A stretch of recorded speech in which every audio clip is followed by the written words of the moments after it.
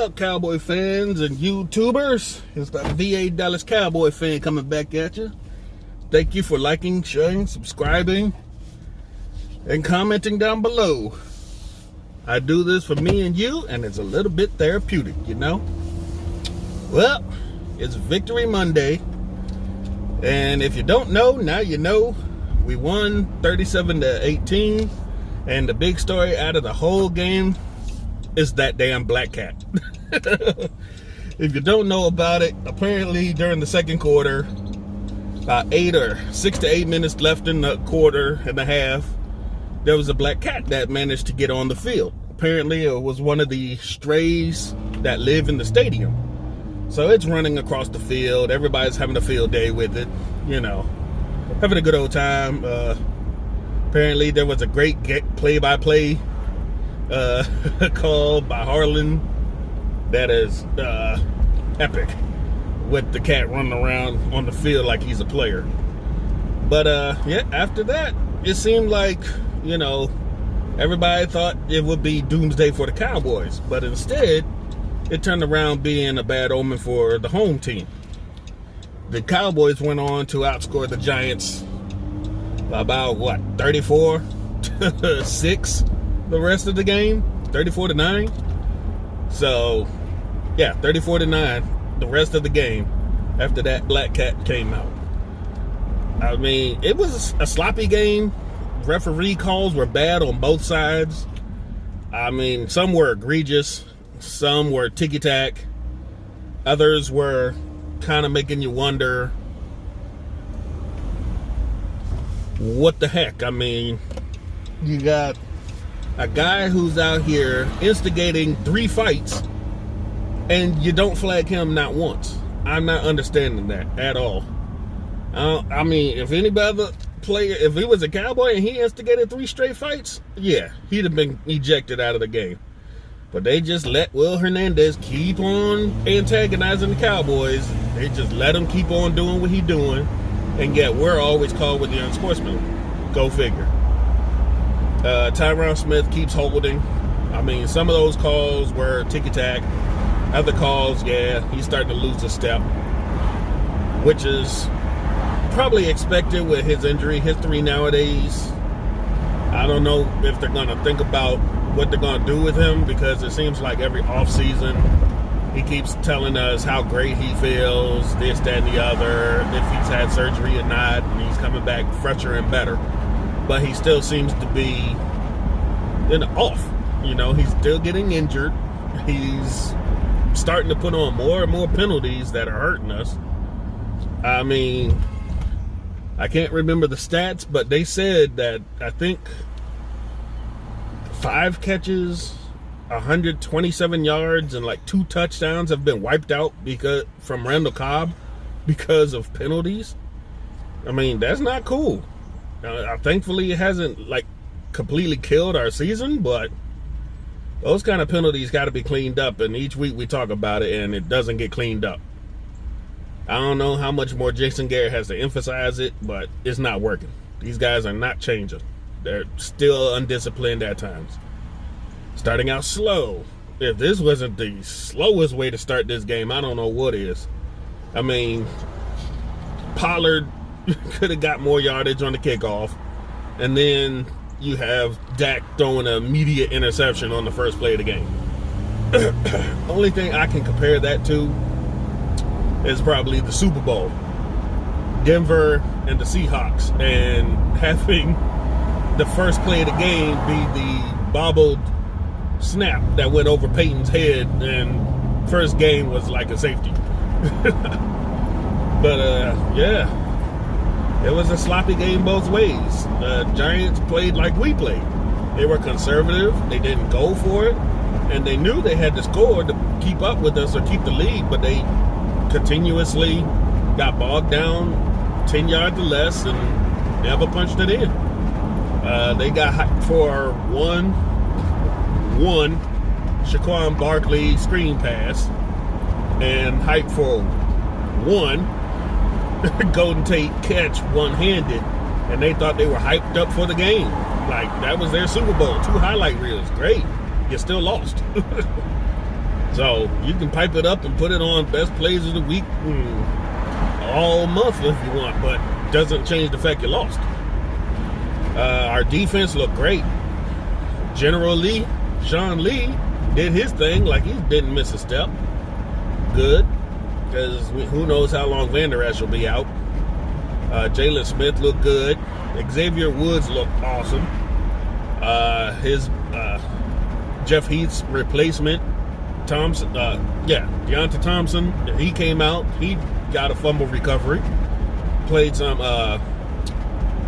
He got in on a couple plays, couple assists on tackles, and Jeff Heath whiffed on a couple open field tackles. He injured his. I think they said it got a cut on his leg, and he was done for the game.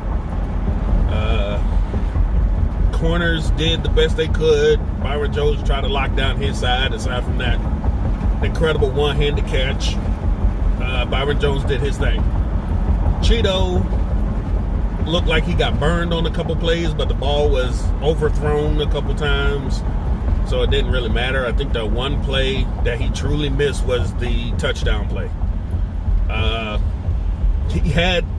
They lined up in front of him, and Jordan Lewis had to creep over towards his side and basically stand right next to him because the receivers were right next to each other. And so when they took off on the hike, they kind of ran a quick out. Cheeto, thinking he was going to run with Jordan Lewis's man, didn't remember that his guy was running on the out. So by the time he figured it out and could turn double back, it was too late. Dude was wide open. But that's pretty much it for the Giants highlights. Quite a few field goals from Rojas. Cowboys. After the first play, Zeke managed to go off on them for 120 something yards. Pollard put in a little bit, but you could tell this game he looked more of a rookie than most of the other games he's played in. But that's all right. He's bound to make some mistakes because he's not getting utilized as much as he was earlier in the season. Gallup didn't really get too many receptions, but that touchdown was it. I mean, that thing was a thing of beauty. He tossed it to him. Dak got it to him in the open field. Amari tried to give him a block, but he knew if he did any more, he'd get flagged. So he kind of just grazed a little block, and they went for his legs. Gallup got hit in the legs, and he kind of still ballerina tiptoed into the end zone. It was a thing of beauty. Blake Jarwin got in on it. I don't know why they don't use him more, but he's the giant killer. That man has pretty much all his career stats except for one touchdown, all against the Giants. And other than Jason Witten, as far as tight ends go, nobody owns the Giants like Blake Jarwin. Go figure. And that was his one target, one catch, 40-something yard touchdown. Go figure. Coop didn't get started till the second half. The first half, it looked like he injured his foot again, and he came to the sidelines. They put Tavon Austin in on a couple plays. Tavon's reverse didn't go anywhere. They tried to switch it up, but you can tell sometimes the defense did figure it out kind of quickly and shut it down. But once Coop got going later on, he got that 45-yard touchdown. The man can get open. He runs crisp routes, and Dak just has to hit him in stride. Speaking of Dak, he missed 2 or 3 wide open downfield touchdowns, easy touchdowns, and he just overthrew his man. They do say that Cowboys come out flat after a bye, and it showed. Before in the season, those would have been touchdowns, easy. This game would have been 40 to 50 something to 18 in the end if he'd have connected on the Cooper overthrown touchdown and the Gallup overthrown touchdown. I mean, Gallup even tried to leap forward for it, and it just was out of his reach. Those things you can clean up, as they get back into it for the second half of the season. Jason Witten does Jason Witten things. I think the one thing I was mad about was that one time he was at the... Nope, that was Cobb. Randall Cobb came out in his route, and he didn't go for the sticks. When he turned around, he was like 2 yards short. You can catch the pass, but you're 2 yards short of the first down marker. Witten, he does this thing where he goes to his Y option, and he gets out there, he finds the marker, and turns around. Now, people are starting to see that he does that way too much, and most of the time, they can't defend it. But this time, they're going through his back, trying to defend it, and they're getting the pass deflection, even though they should have been called for pass interference, like they tried to get on us later in the game for doing the same thing. But in all, it was a win. Kind of sloppy, but who cares? The penalties need to be cleaned up, but that's probably not going to happen. For some reason, the refs are against us, and they make horrible makeup calls against the other team, and so their fans get mad. We got to connect on those long passes. That can be cleaned up. We just got to execute. The coaching was good. It wasn't the most excellent that it could have been, but it was definitely a way better than, some of the previous crap that we've been sending out there on the field. Defense looked a heck of a lot better. They got to attacking Daniel Jones like they should. The play calling on the defensive side was good. I don't know if that's play calling or just great player execution that got the fumbles, fumble recoveries, the interceptions. But you can see, sometimes you switch up the players out there, you throw the opposing offense for a loop. And it shows when you put Jordan Lewis out there and you got Woods manning the back out there instead of Heath. And you just see the dynamic changes a little bit, In all, I give this game an A minus all around. We could have done better.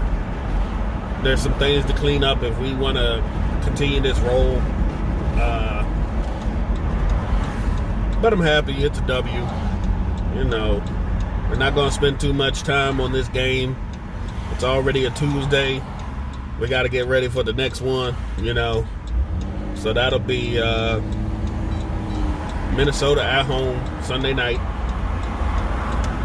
We can't afford to stumble against the Vikings now. We got to keep that half-game lead over the Eagles, because there's no way in heck we're going to make the playoffs if we don't win the division. But this game's in the rear view. We're on to the next one. Vikings at home. Sunday Night Football. Hopefully no more black cats.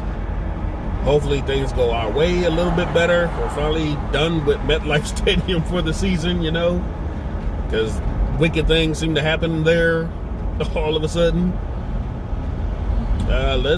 Let's get it, Cowboys. Let's do this, No rest for the weary. Hopefully everybody heals up from what's nagging them. Van Der Esch's neck, Coop's feet, stuff like that.